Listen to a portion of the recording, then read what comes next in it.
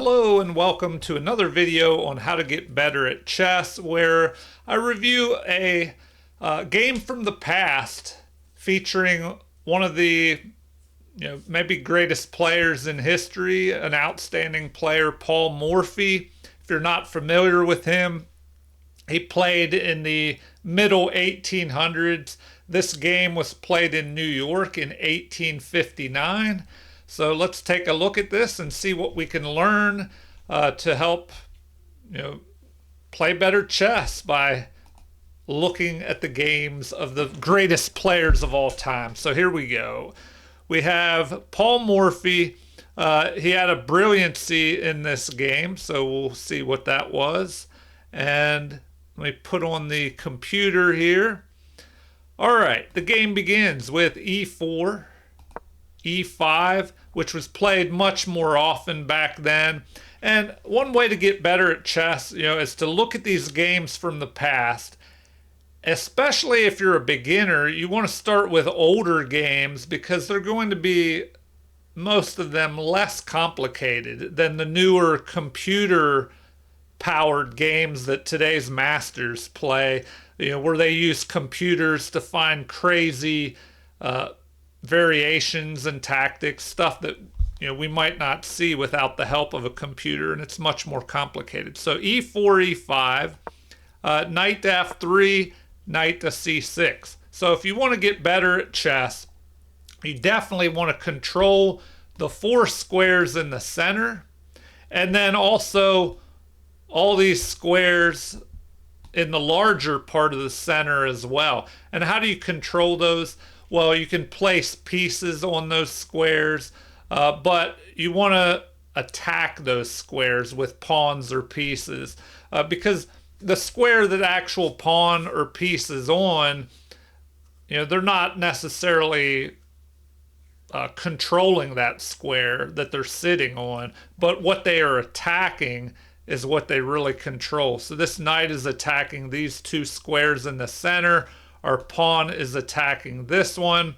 And also, to play better chess, you definitely want to get all your pieces developed quickly. So the game continues with the bishop developing here. And this is a good strategy of placing the bishop where it lines up on the center square here, but also it covers, or targets, I should say, this f7 square, which is only protected by the king. So that's a vulnerability on both sides of the board, the f pawn, because the king's the only thing covering that, until the king castles or other pieces get involved. And also, generally, you want to develop the knights before the bishops because they're slower, and also because the knights are almost always well placed on f3 or c3, for white, c6 or f6 for black. So here Morphy brought a bishop out first. Well, he knew that he wanted to place the bishop here, where it targets the center and it targets that vulnerable f pawn. So, why not bring the bishop out there at this point? Sometimes you want to wait longer to see where the best square will be for your bishops. And that's why it's usually good to bring the knights out first. All right, so the opponent does likewise, also controlling the center and targeting the weak f-pawn. But Morphy, he plays the Evans Gambit. So this opening that we're in was the Italian game, or the Giuoco Piano game.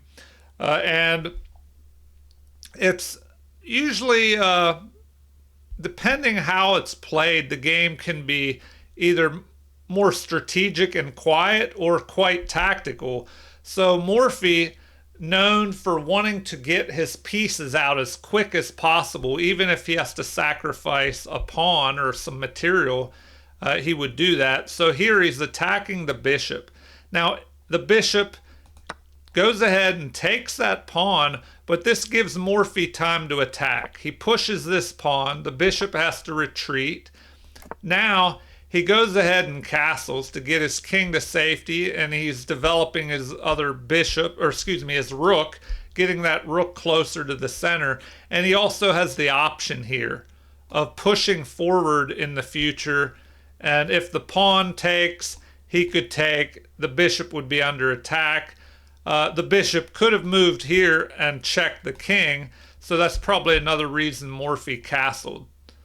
And if you want to play better chess, a good piece of advice is to castle early and castle often, because if a king is stuck in the center, like this king here, he can be attacked from head on, from the right or the left, 3 different directions.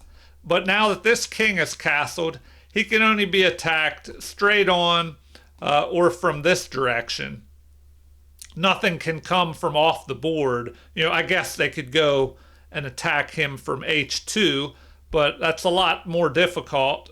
The king is kind of barricaded in behind his pawns and his knight here, and he's a lot safer than being stuck in the middle, as we'll see how Morphy takes advantage of his opponent's king out in the middle. So the game continues with, finally, the pawn pushing forward here. And look how strong all these pawns are here in the center. These 3 pawns. So instead of capturing here and then pawn would recapture, the bishop retreating, according to the computer, is the best move. And at this point, black has a slight edge with the computer's evaluation here. So the game continues with capture. And Morphy, he tries to open things up a little bit, especially with that king still in the center here. So let's see how he takes advantage of the king still being in the center. So after recapture, the queens are opposing one another. Morphy doesn't want to give up his good attacking piece because he's down a pawn. And remember, if you're down material, you want to avoid trading pieces. You want to try and trade off pawns, because the less pawns on the board, the less chance of them promoting in the endgame. And so if you're ahead in material, you want to just trade off pieces and use your extra material as an advantage in the endgame. So Morphy, not wanting to trade queens, he moves his queen to b3, creating a battery and targeting that weak f pawn. So the computer didn't feel that this was the best move. It actually preferred a queen trade. But we have Morphy continuing to try and attack. The best move is found by his opponent, developing and defending the weak f pawn. So that's definitely another way to get better at chess, is to try and choose moves that accomplish more than one thing. So you have to also ask, what is my opponent doing with their moves? What are they threatening? Morphy is threatening to capture a pawn with check. So his opponent develops a piece off the back rank and defends the threat, defends against this attacking threat at the same time. So Morphy, he moves a piece twice. We're kind of going from the opening into the middle game here. And generally, you don't want to move a piece twice in the opening unless you have a good reason. Because while you're moving a piece more than once, your opponent could just develop all their material and get a lead in development and overwhelm you with superior number of forces because they've developed more pieces than you did. So if you're going to move a piece twice, you should try and have a good reason to do so. So here he pins the knight to the king. So his opponent plays this move, which is a mistake according to the computer, the first actual mistake of the game. This looks like, well, I could just go ahead and attack the queen. But now the bishop could take the knight, doubling pawns, because the queen can no longer cover that knight. And then, because it would be a check after capturing that knight, it would give the queen time to move. The computer actually prefers, instead of that bishop move, just knight to e7. which would be a fine move, keep black in the lead, he would develop a piece and defend against the threat, which we saw, that's much better to go ahead and do that. So I don't know why his opponent didn't just develop the other knight. Then he would be closer to being able to castle. He'd be defending if the bishop captured. He would have the bishop pair, and that's another way to play better chess is try and get the bishop pair, especially if you can get rid of your opponent's bishop pair, because if you keep your bishop pair and you knock out one of your opponent's bishops, that can be an advantage. So, continuing on, we have an attack on the queen. Now this battery is created here, and so another threat to take the knight. If the pawn captures, then the queen can capture, forking the king and the bishop, or excuse me, and the rook, taking the rook. So that's a threat. All right. What is the response here? Now the computer once again says this is a missed opportunity, that actually better would have been c4. That's kind of a computer-like move that would be hard to see here. But the game continues with the developing move, but now the computer doesn't like this, saying bishop to d7 would have been better. Just immediately breaking the pin, because now after this move we have a pin, an attack on the queen, and if that queen moves, there's a chance of maybe capturing here. Let's see what happens. Queen finds the best move here, targeting the unprotected. Well, I guess it is protected at the moment by Morphy's queen. So there is an opportunity to maybe take there, and then the king would not be able to castle. Let's see what happens. Yes, sure enough, Morphy finds that move, which is best, and now white has a slight edge.